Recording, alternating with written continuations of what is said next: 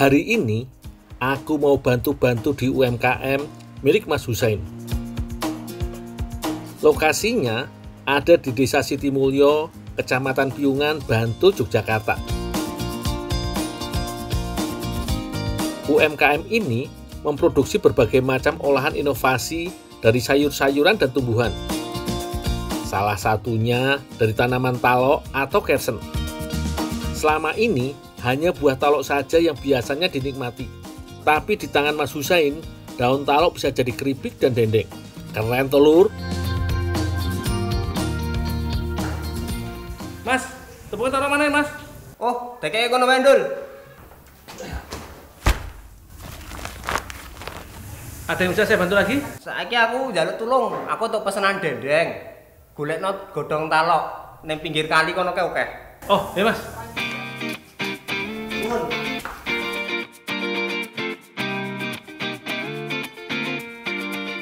Gak sulit menemukan pohon talok di sekitar sini. Jadi, untuk memetik daunnya tidak perlu menunggu musim. Kapan saja selalu tersedia, lur.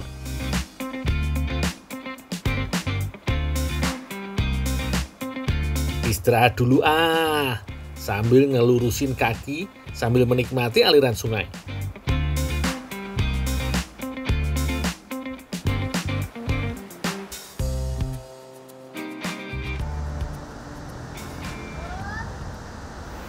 Bundol, Dito iki wonge. Bundol.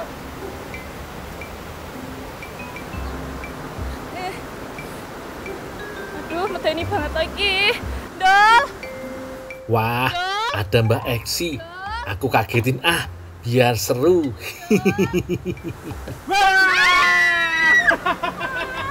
Kaget. Kowe iki lho godhonge wis mau golek irung. Belum, Pak. Aku lagi istirahat capek. Selame dienggo masak. Pite pohonnya dhuwur to lho. Kenapa to, Mbak? Bapak nggak wae, Pak. Oh, aku lagi mboten ngoten lha wonten cewek jerit-jerit. Lah iki ora apa-apa, Pak. Mau gojek kok. Lho sampean lho nggak gotek-geti aku. Ora ini putih kabeh, akhirnya setan opo. Oh, nggih, lah nembe siram ten lepen. Punten niki kula serak pedes. Oh, punten saestu nggih. Yo. Wela, niatnya mau ngageti, malah dikageti balik. Ngono-ngono wae iki. Yo wis, sekarang aku cepet-cepet memanen daun kersennya supaya nggak dimarahin Mbak Eksi lagi. Pohon kersen biasanya cukup tinggi, jadi mesti dipanjat kalau mau ngambil daunnya.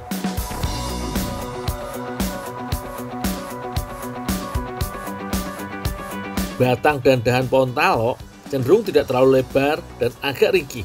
Makanya aku harus ekstra hati-hati, lur.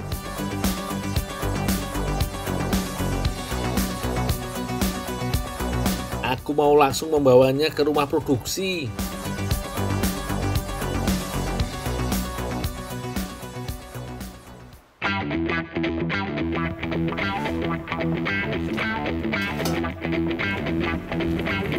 Sebelum diolah, daun talok harus dipetik dan dicuci sampai bersih.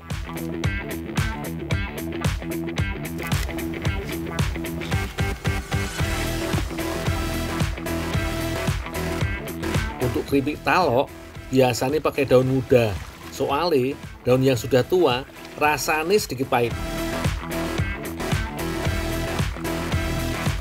Kalau dendengnya, bisa memakai semua daun.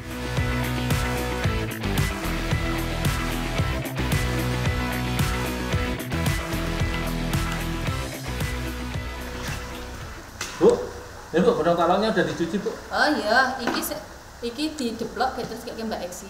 Oh, iya, Bu.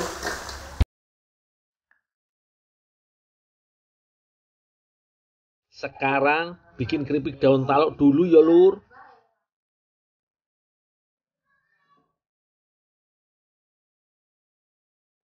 Celupkan daun talok yang sudah kering dalam adonan bumbu, lalu digoreng dalam minyak panas sampai setengah mateng. Setelah itu, didinginkan dan digoreng lagi, lur. Proses kedua kali penggorengan tujuannya untuk menghasilkan keripik daun talok yang garing. Selain itu, keripik bisa awet sampai berbulan-bulan meskipun tanpa bahan pengawet. Kalau dendeng daun talok, lebih lama prosesnya, Lur. Daun talok direbus sampai matang. Sambil menunggu, siapkan bumbunya, Lur. Ketumbar dan bawang putih dihaluskan. Selanjutnya dicampur telur, kaldu jamur, dan garam. Setelah matang, daun talok langsung dicincang. Kemudian dicampur tepung bumbu dan dicetak. Kalau sudah, dikukus selama 20 menit. Masih belum selesai ya, Lur. Adonan dendeng talok akan didinginkan dan dipotong-potong. Sebelum digoreng, dendeng talok harus ditumbuk supaya hasilnya lebih renyah.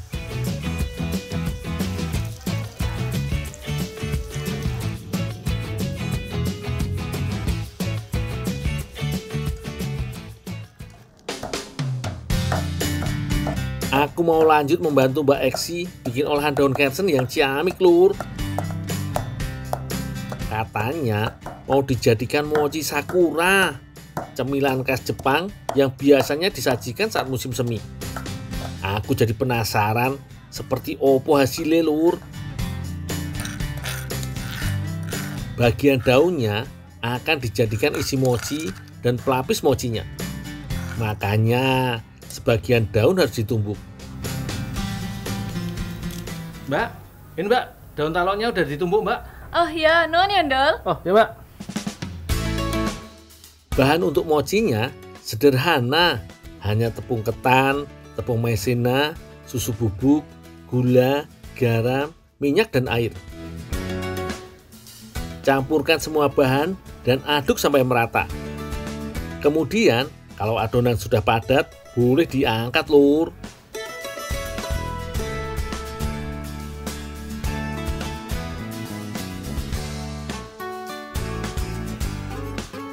Lalu sangrai sebagian tepung maizena. Nanti mau dijadikan pelapis mochinya. Untuk isinya, daun talok harus dijadikan selai dulu yo.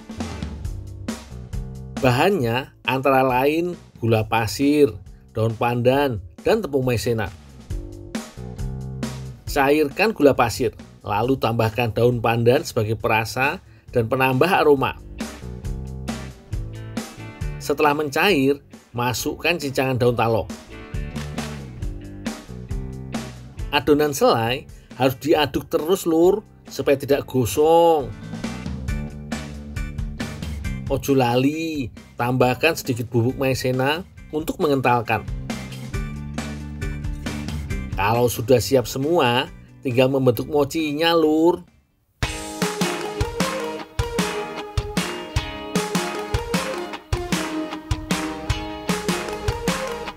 Biar makin menarik, bagi adonan mochi jadi 3. Lalu campurkan pewarna makanan. Bungkus selai dengan kulit mochi dan dibentuk bulatan. Kemudian mochi dilumuri tepung tapioka sangrai.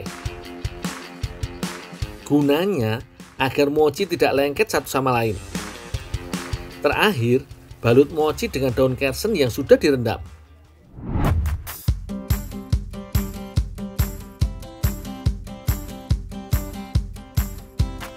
Paduan warnanya ayu tenan yo. Iki jelas menggugah selera makanku banget. Yo wis, langsung dicoba wae iki, Lur.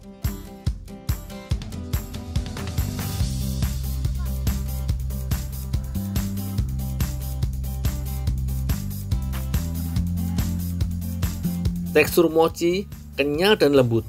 Pas banget dipadukan dengan manis segarnya selai daun kersen. Opo meneh, kata Mbak Eksi, daun kersen iki wakeh banget gisine.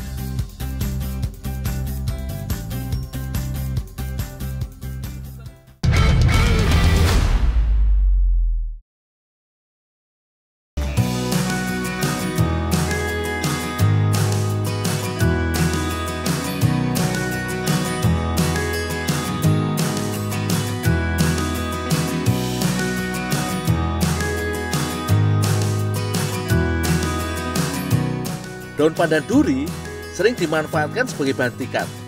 Beda dengan pandan yang biasa dipakai jadi pewarna alami dan aroma khas makanan yo.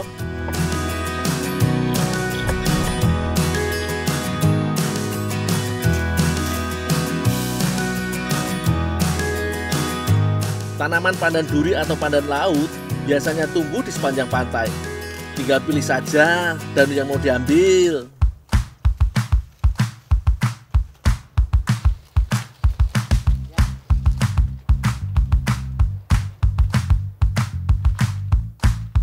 Jangan memakai daun pandan yang terlalu tua. Daun pandan muda akan lebih mudah dianyam. Meskipun ada alat yang dipakai untuk mengambil pandan, tetap harus hati-hati. Banyak duri di sepanjang daun bisa menyayat kulit.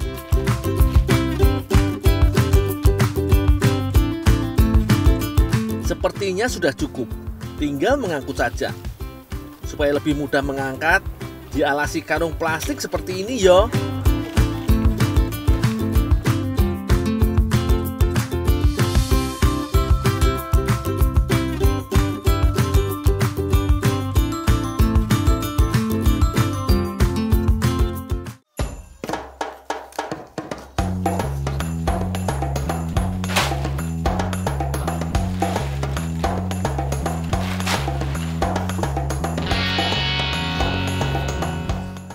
Daun pandan belum bisa langsung dianyam yo.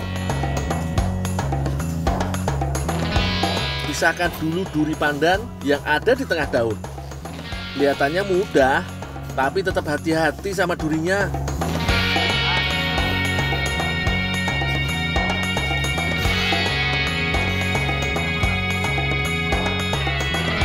Aduh, sudah selesai lepas dari daun pandan. Tolong lepaskan itu. Buah pandannya dikupas. Sini, biar tak urusin buah pandannya supaya lebih cepat dimasak.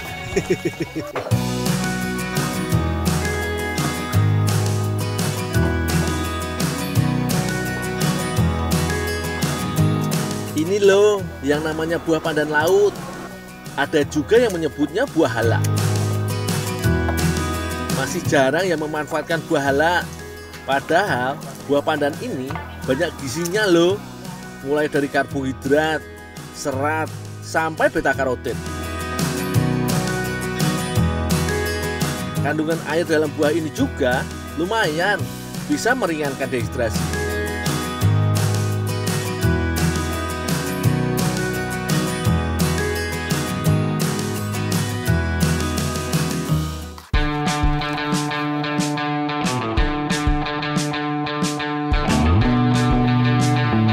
Kak Mimi mau membuat kuah lemak khas Aceh dengan tambahan buah pandan. Bumbunya sudah disiapkan. Cabai rawit diulek. Setelah halus, baru bawang merah dan bawang putih. Bu Ida membuat santan. Sebaiknya diambil dari kelapa tua yo, supaya dapat banyak santan dan lebih gurih.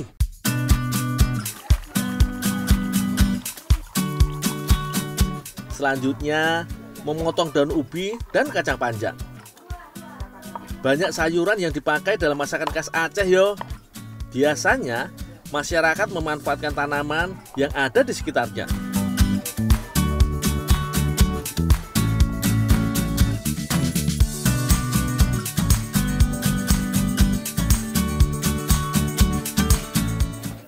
Kak Mimi, ini parutan buah pandannya udah siap? Makasih ya, Dul. Oh, ya.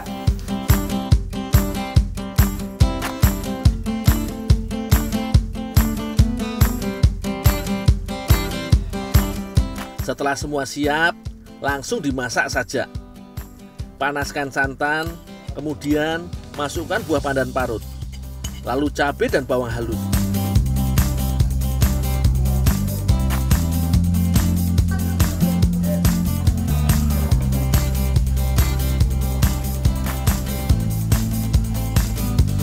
Kalau sudah, kunyit bubuk yo. Ini tidak hanya membuat warna kuah jadi kuning, tapi juga mengurangi kolesterol jahat dalam santan.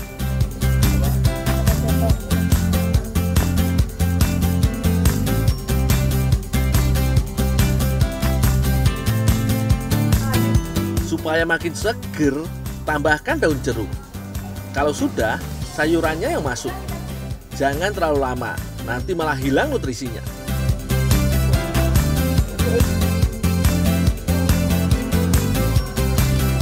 Terakhir, ikan asin. Wih, jos iki pasti rasane.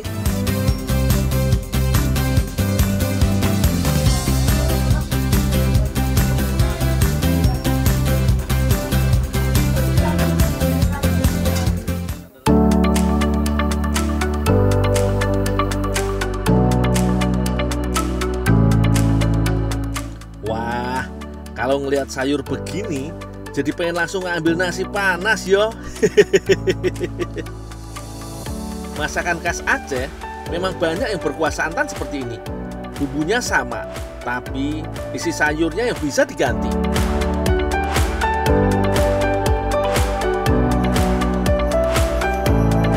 Nah, bener toh?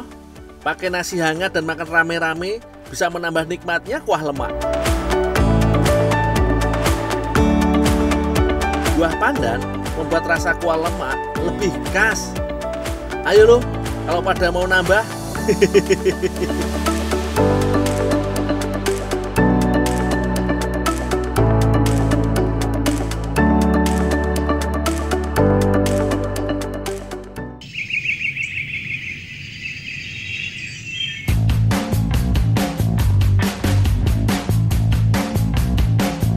Ini daun pandan yang sudah dipotong lebih kecil lagi yo.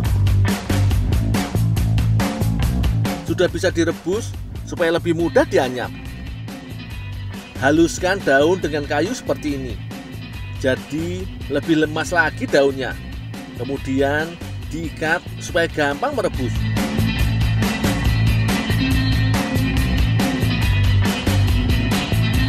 Rebus daun sampai daun lemas sambil sesekali diaduk. Sip.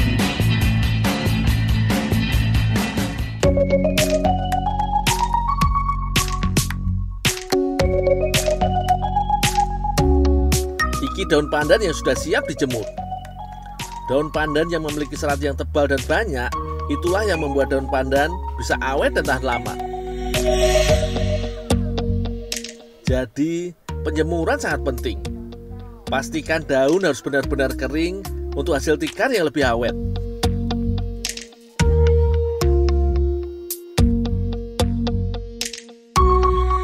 Setelah benar-benar kering, daun pandan sudah boleh diangkat dan dianyam.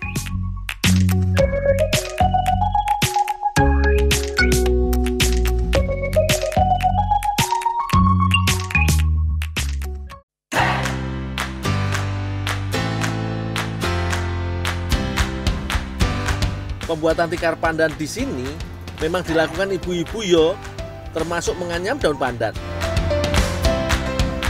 Oh iya, banyak daerah di Provinsi Aceh yang berpotensi kerajinan daun pandan. Salah satunya Desa Genteng, Kecamatan Bate, Kabupaten Pidi. Tikar pandan yang dibuat bermacam-macam yo. Ada tikar dengan warna alami daun pandan. Ada juga yang memadukan dengan warna. Untuk daun pandan yang diwarna, prosesnya juga sama. Harus direbus dan ditambah pewarna. Motifnya juga dibuat beragam.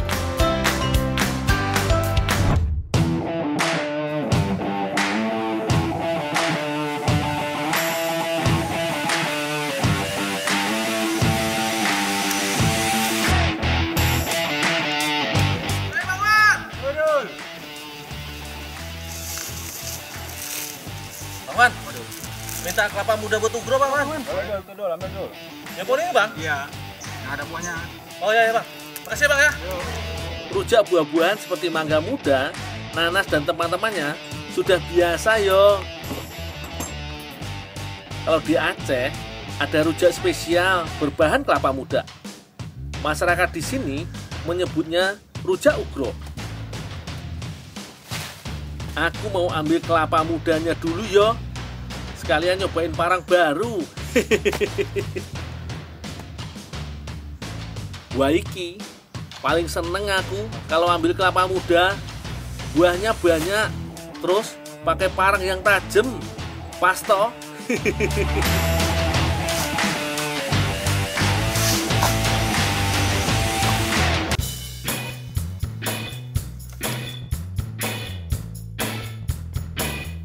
harus mengupas kulit kelapa muda supaya lebih mudah memotong batok dan daging kelapa muda.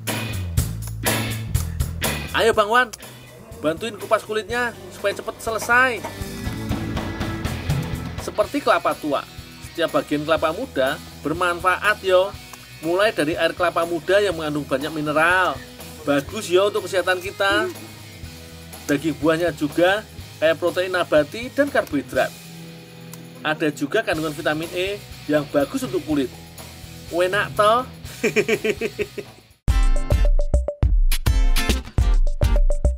Kak Nadia sudah menyiapkan bumbunya. Ulek cabai rawit dan garam, kemudian gula Jawa.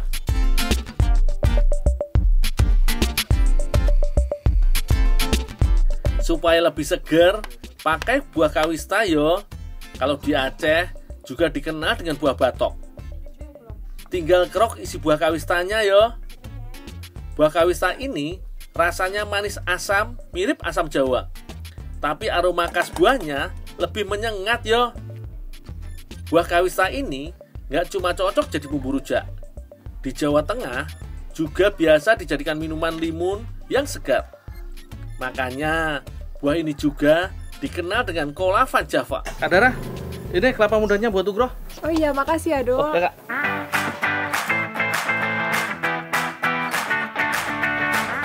Lanjutin ya Kak Dara. Nanti aku tunggu rujak yang sudah jadi aja. Rujak Ugroh tidak hanya memakai daging kelapa muda saja yo, tapi batok kelapanya juga. Eits, jangan bayangin batok kelapa tua yang keras yo. Batok kelapa muda masih empuk kok. Dijamin gak nyusahin saat dimakan. Masih ada lagi bumbu rujak Ugroh. Ada gula pasir yang dimasak sampai jadi karamel. Setelah tercampur rata, tambahkan buah kawista.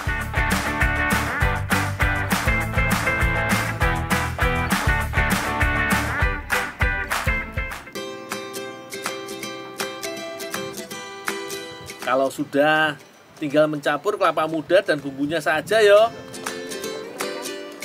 Waduh, sudah bikin kemecer alias ngiler ki. Iyo, supaya lebih mantap rujaknya, tambahin perasan jeruk nipis. Piye? Jadi kepingin toh? Gampang bikinnya kok. Kalau mau niru di rumah. Yang agak susah, yo palingan buah kawista. Soalnya buah yang satu ini tidak ditemukan di semua daerah. Bang Wan, iya. Makan Ugroh gitu Bang.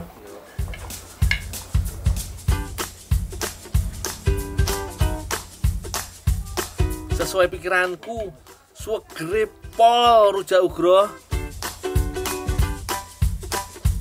Pas asam pedas segernya bumbu dan daging kelapa mudanya.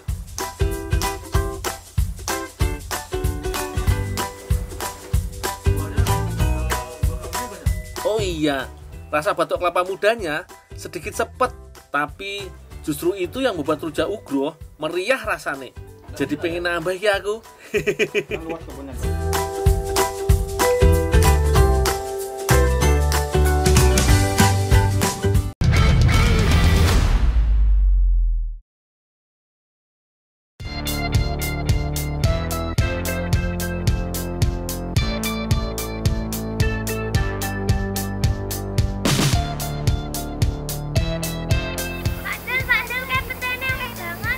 Oh, iya Pak, ini petnya gede-gede Pak. Ya, ini tak panjatnya.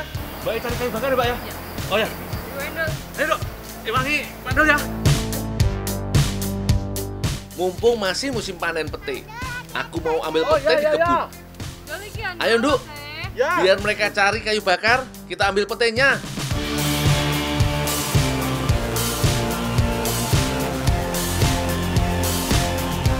Kalau naik pohon, biar urusanku. Biar Vida mengambil petenya di bawah.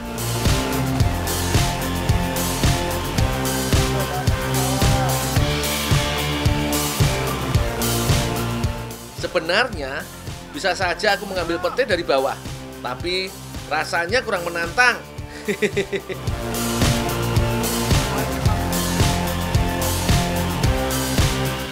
Katanya, tanaman pete bisa tumbuh di dataran rendah sampai daerah pegunungan.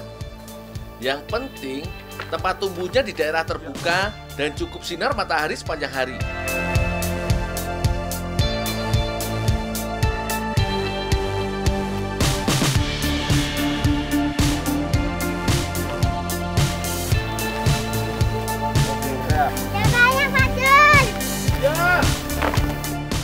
Oh iya, setauku panen pete ada musimnya. Biasanya setiap 3-6 bulan sekali. Dah, Ya, tolong Mbak dicari dah. Suruh bantu cari petenya. ya. Baik.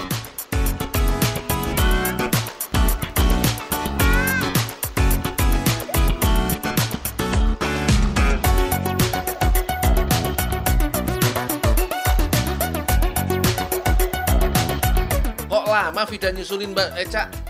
Aku harus menyusul. Lagi pula, pete yang kupanen sudah cukup banyak.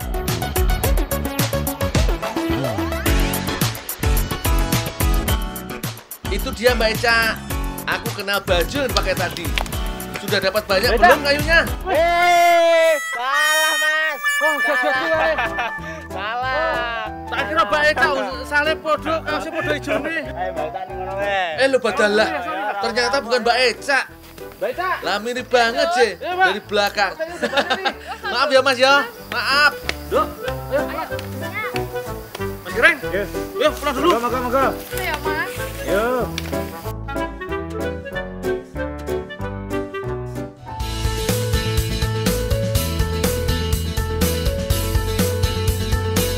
Pete yang kupanen ternyata mau dijadikan campuran kue bolu emprit sama Mbak Eca. Gimana rasanya ya? Pete kok dicampur adonan kue.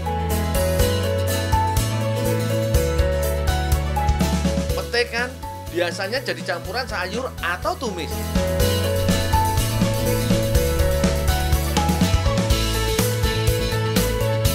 Biar cepat selesai, aku mau bantu Mbak Eca mengiris pete. Bau pete memang khas, sedap, tapi rasanya bikin nagih. Makanya pete jadi favoritku banget.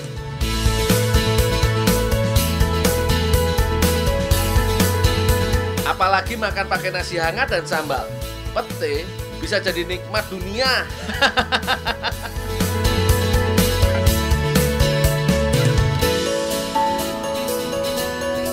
Kata Mbak Eca, pete juga banyak manfaatnya. Pete bisa membantu mencegah anemia dan bikin suasana hati jadi bagus.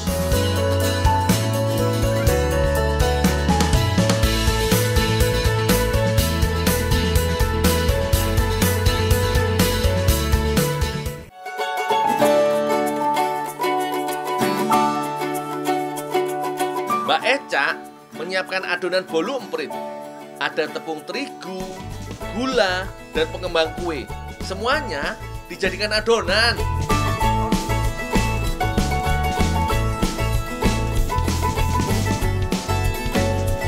Bu Yayu sudah menyiapkan parutan kelapa. Nah, katanya ini juga bahan yang penting dalam bolu emprit karena bisa menambah gurih dan tekstur kue.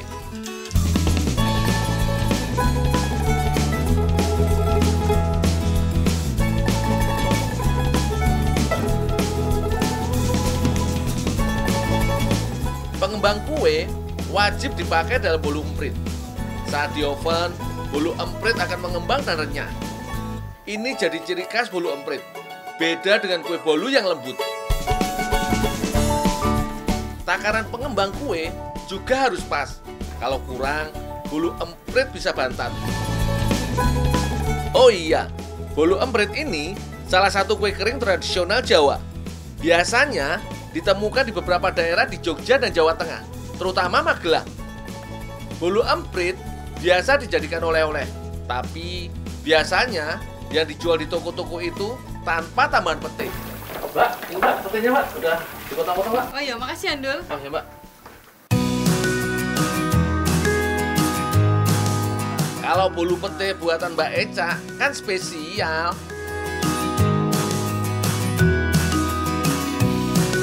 Nah, pete jadi campuran bolu emprit. Bisa langsung dimasukkan dalam adonan.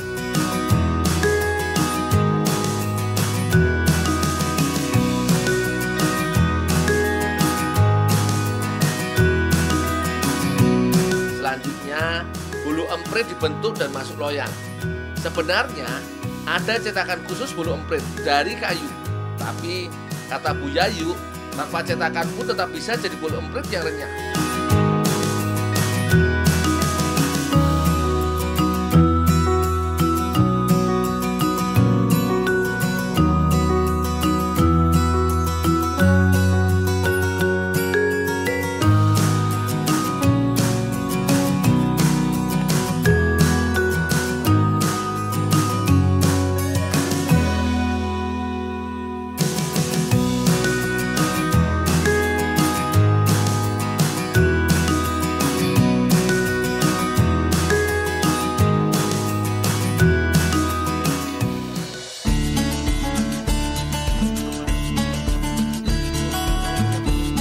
Sekarang tinggal mengoven bolu emprit selama 20 menitan.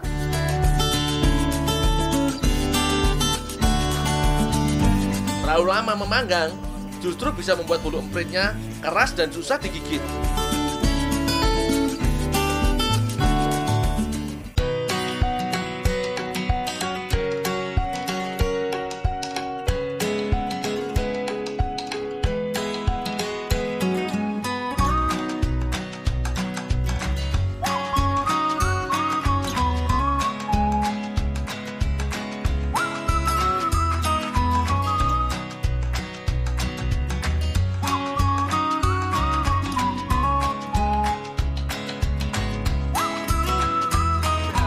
Enak juga bolu emprit pete. Aroma pete masih sedikit terasa, tapi tidak menyengat. Cocok untuk yang ingin menikmati pete, tapi kurang suka dengan aromanya. Ternyata, makanan favoritku bisa juga dipadukan dengan makanan manis. Tekstur bolu emprit yang renyah juga membuatku tak cukup kalau hanya makan satu.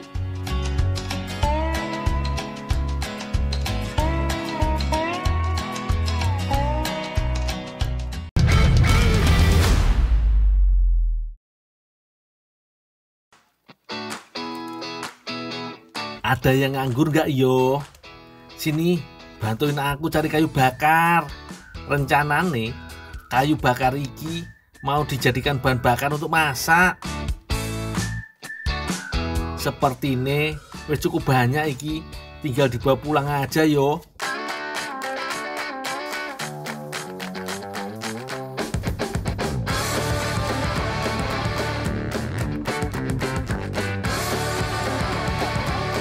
Dul, sini Dul.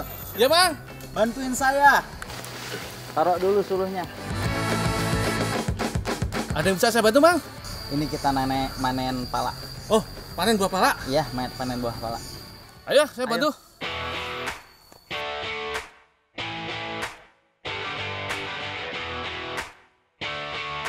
Prinsipku, kalau membantu orang nggak boleh setengah-setengah lur.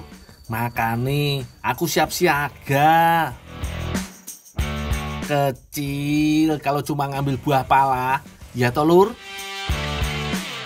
Tanaman pala berasal dari Kepulauan Banda, Maluku. Sejak dulu, buah pala memang dikenal sebagai salah satu primadona rempah-rempah. Sampai-sampai jadi bahan incaran para penjajah zaman dulu yo. Sekarang tanaman pala sudah tersebar ke seluruh daerah di Indonesia. Untuk mendapatkan buah pala, aku harus memanjat pohonnya. Lumayan iki lur, pohon pala bisa tumbuh sampai ketinggian 20 meter. Dalam setahun, pohon pala bisa dipanen 3 kali. Biasanya panennya pada awal hujan, pertengahan, dan akhir musim hujan. Kalau hasil terbaiknya di awal musim hujan lur.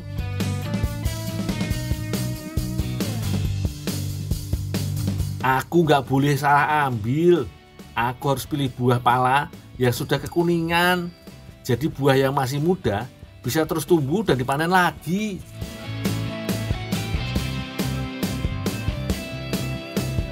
Buah pala yang jatuh dari pohon juga masih bisa dimanfaatkan. Semuanya harus dikumpulkan yo. Dul, sini Dul, udah cukup kayaknya. Udah banyak, Kang? Udah, ayo kita pulang.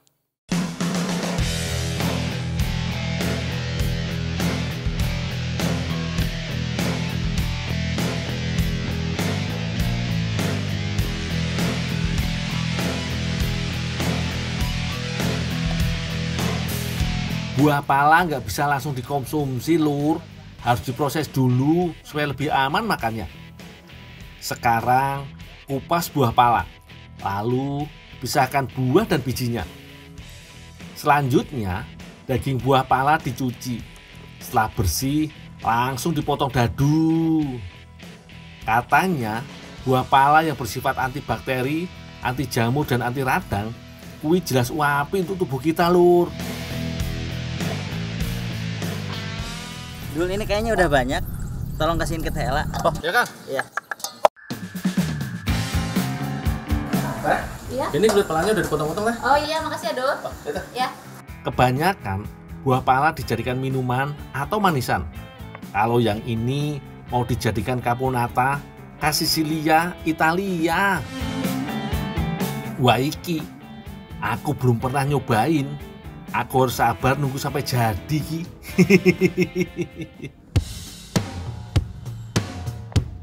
Mulai dengan mencincang bawang putihnya, Lur. Cabai merahnya dipotong-potong juga. Lanjut mengiris bawang merah, bawang bombay, tomat, terong dan seledri. Sekarang bikin adonan rotinya yo. Bahannya tepung terigu, garam, ragi roti, dan air. Aduk sampai rata. Tambahkan mentega, lalu aduk lagi sampai jadi adonan kalis. Biar lebih cantik, bisa ditambah pewarna makanan yang aman dikonsumsi, Lur. Wis beres semua iki, tinggal dimasak wae. Tumis terong dan seledri dengan minyak zaitun. Oseng terus sampai terong dan seledri cukup layu. Selanjutnya, tambahkan potongan bawang merah, bawang bombay, tomat dan cabai merah. Masukkan juga buah palanya yo. Biar lebih nikmat, tambahkan cuka apel, kismis, dan garam secukupnya. Aduk lagi sampai semuanya benar-benar mateng. Kalau untuk roti, cukup dipanggang wae adonannya. Tunggu sekitar setengah jam sampai roti mateng.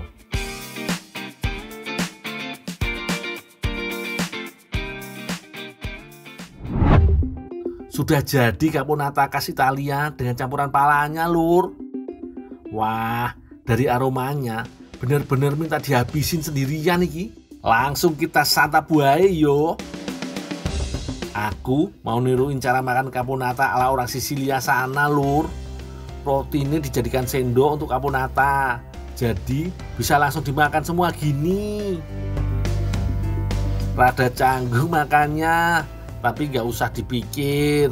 Sing penting rasane caponata pala iki juara banget. Dijamin nagih kalau sudah nyobain.